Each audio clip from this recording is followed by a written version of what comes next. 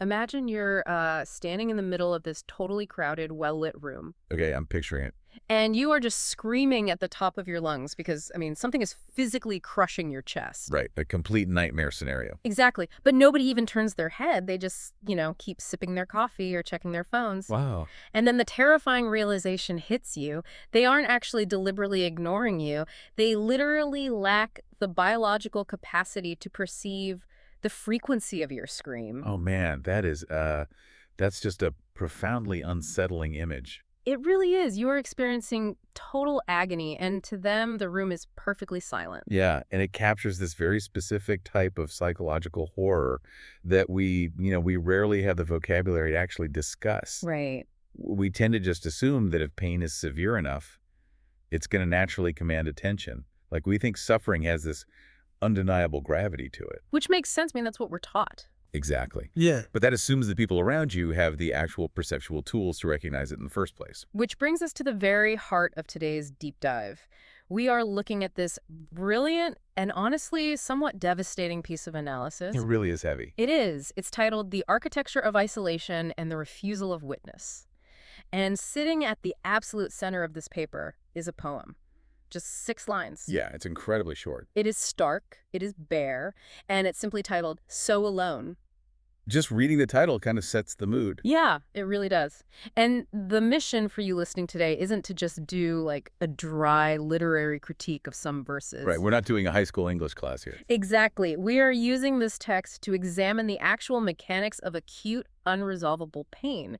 And more crucially, the deeply disturbing ways our social infrastructure reacts when someone's suffering just doesn't fit into a pre-approved, comfortable category. Which happens a lot more often than we'd like to admit. It really does. Okay, let's unpack this. I'm going to read the entire 6-line poem for you right now, so we have the foundation for where this conversation is going to take us. Go for it. Okay, here it is. So alone and in pain, all day, when I tell them I'm hurting, they say there's no frame, run away or be shamed.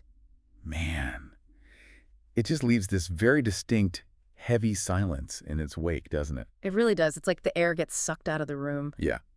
And notice what is entirely missing from those first 3 lines. I mean, Yeah. there is no preamble whatsoever. None. There's no scene setting. We don't know the speaker's age, their gender, or, what specifically even caused the pain. It feels incredibly disorienting. Like usually a storyteller gives you an on-ramp, right? Exactly. Like once upon a time, or here is the crazy sequence of events that led to my downfall.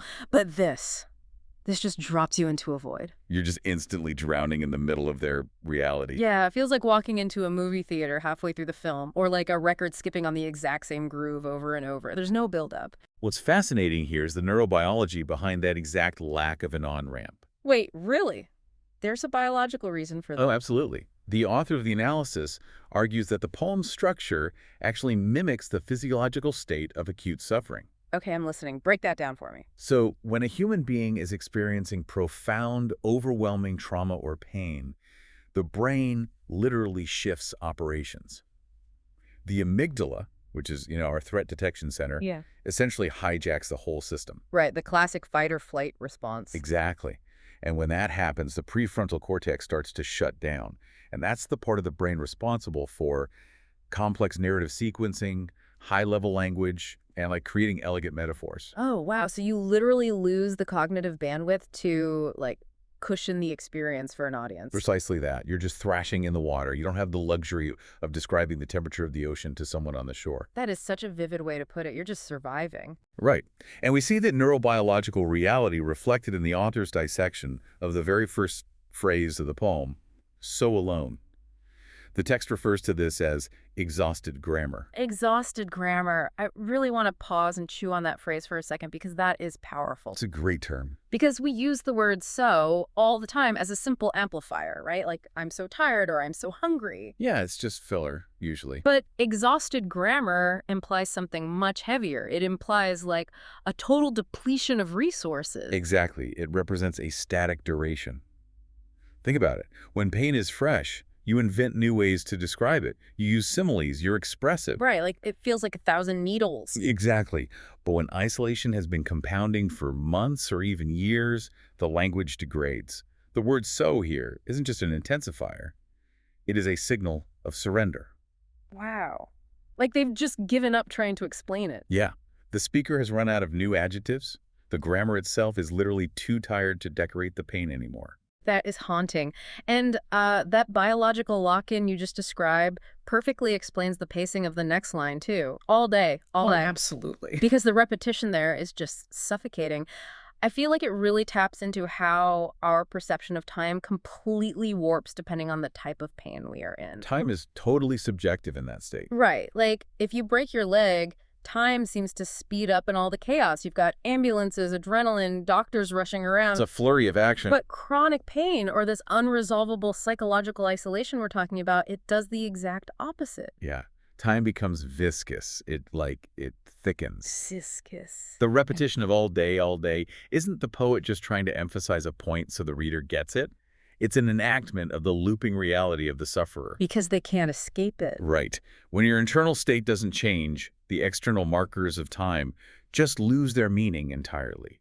The clock keeps ticking, but because the pain doesn't fluctuate, yesterday feels exactly like today. Which will feel exactly like tomorrow. Exactly. You are trapped in a temporal loop. Okay, so we have this speaker trapped in an eternal present tense, completely depleted of complex language.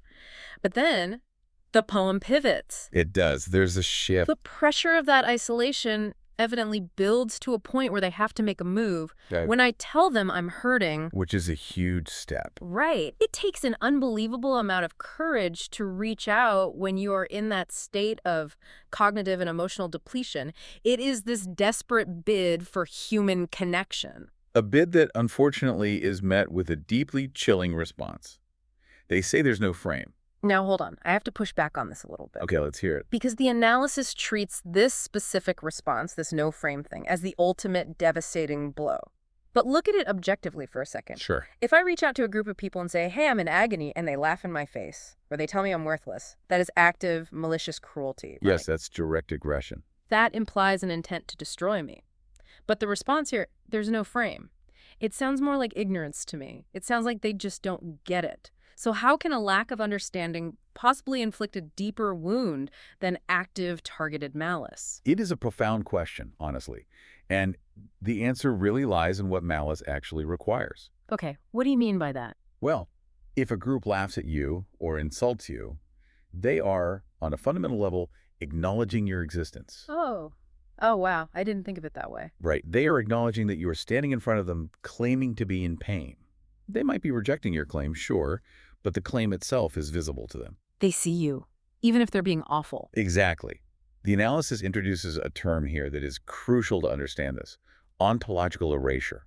Ontological erasure. So ontology is about being, meaning the erasure of someone's actual state of being. Yes, exactly. Society isn't saying, we see your pain and we just don't care. They are saying, the category of pain you are describing does not even exist in our vocabulary. Therefore, what you are experiencing is not real. Yes, it is a complete withdrawal of a shared reality.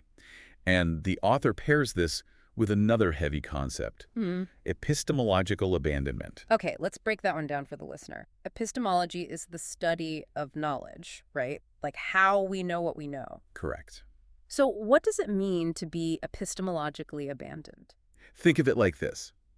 Imagine you are standing in your kitchen and you see flames shooting out of your stove. Okay, terrifying. Right. You feel the intense heat on your face. You smell the burning plastic. It's undeniably happening. You turn to your family and say, the house is on fire. And what do? They look at the stove, they look back at you, and calmly say, there are no flames. You must be mistaken. Oh my God, that would make me feel crazy. Exactly. They aren't just ignoring the fire. They are stripping away your authority to claim that you know what you're experiencing. They are leaving you entirely alone with your knowledge. Yes.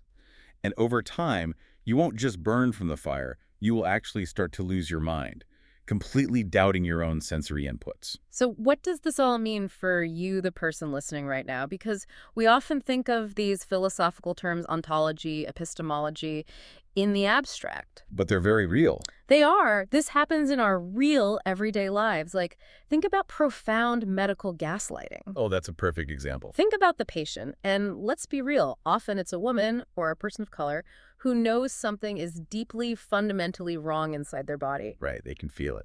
They describe the agony to a doctor, but because the standard blood panels come back normal, the institution just says, well, there's no frame for this, therefore it's just stress. Yeah, take some ibuprofen and go home. Exactly.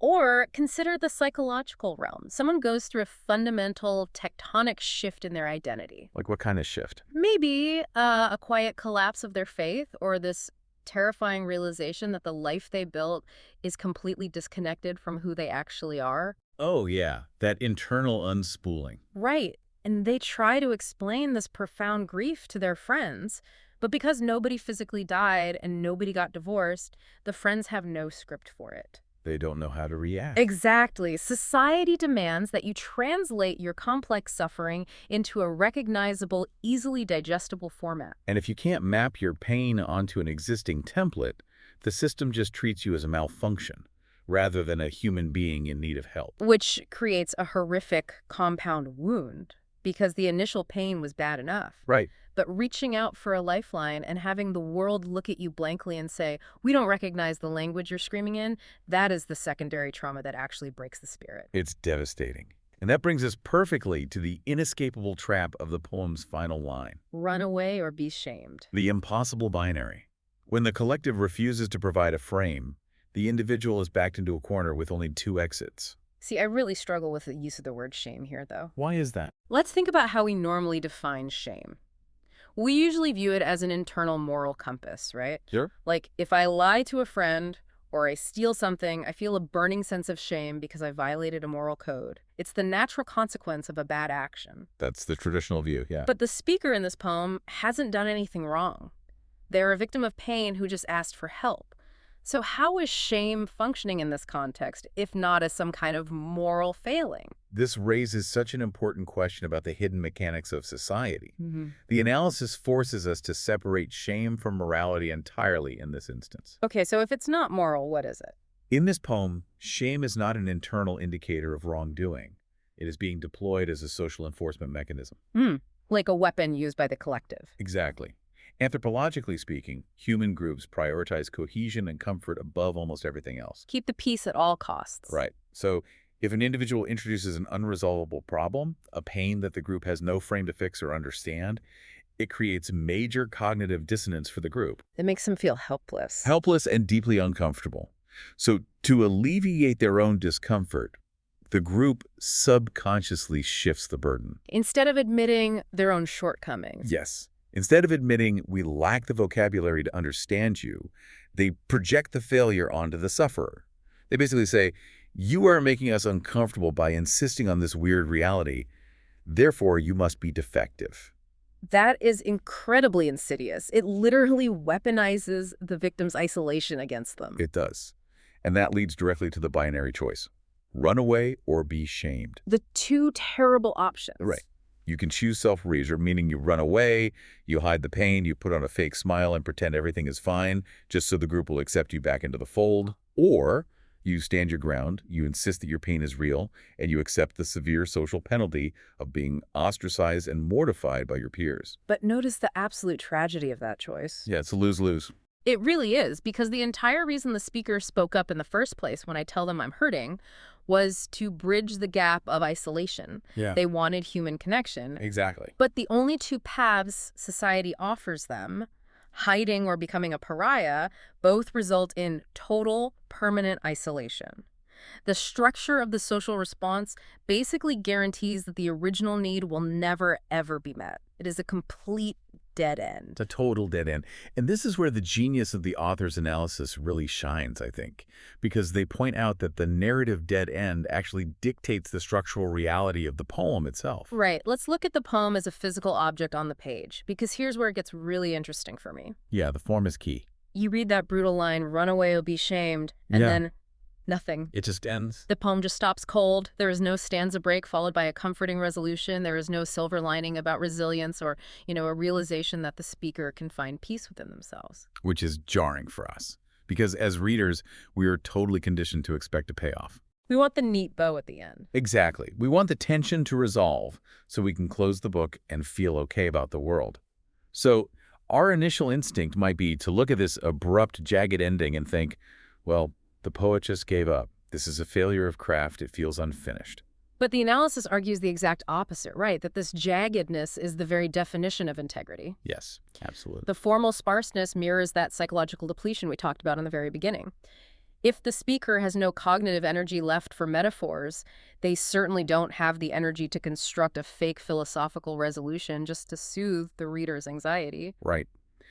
If we connect this to the bigger picture, to force a neat, uplifting conclusion onto this poem would be a massive betrayal of the actual experience. It would be a lie. It would be the poet essentially doing to themselves what society did, Yeah. imposing a fake, comfortable frame onto an uncomfortable reality.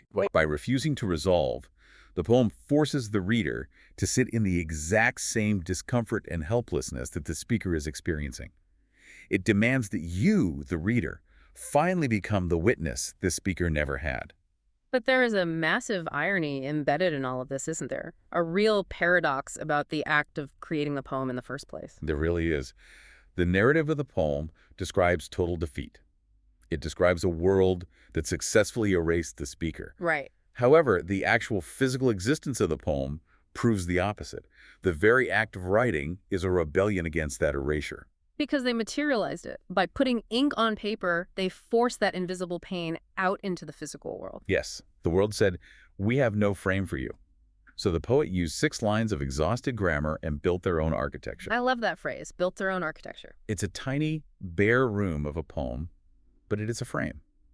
The analysis points out that historically this is the fundamental function of the lyric poem. It's not just art for art's sake. No, not at all. It isn't just about self-expression. It is a literal act of survival. It is the individual carving, "I was here and this was real," into the wall, insisting on the validity of their interior experience, even when the exterior world completely refuses to confirm it. That just completely reframes the entire piece for me. It goes from being a document of surrender to an artifact of incredible endurance. It really does. They built an architecture to house their own isolation so it wouldn't just disappear into the ether. Exactly. Well, let's pull all these threads together because we've covered a tremendous amount of ground today. We really have. We started by looking at the pure neurobiology of exhaustion, how prolonged suffering literally shuts down our capacity for complex language, leaving us in a looping perception of time with only that exhausted grammar to rely on. Right, the so alone and all day. From there, we examine the pivot point, where the sheer courage to reach out is met with the crushing weight of ontological erasure. The terrifying realization that society isn't necessarily actively malicious, but rather entirely lacking the perceptual framework to even validate the pain. The epistemological abandonment that just leaves the sufferer stranded in their own reality. Exactly. And then we deconstructed how society uses shame not as a moral compass, but as a blunt instrument of enforcement to silence realities that make the collective uncomfortable. The impossible choice. Hide or be punished. Yeah. And finally, we looked at how the poem's abrupt, unresolved form is actually its greatest strength.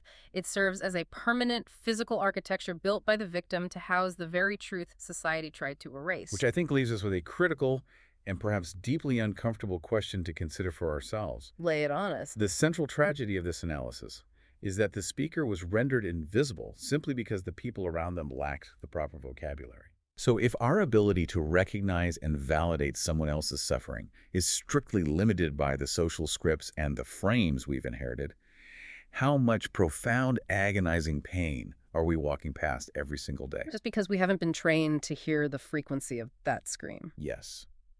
The challenge isn't just to be kinder. It is to actively expand our perceptual capacity.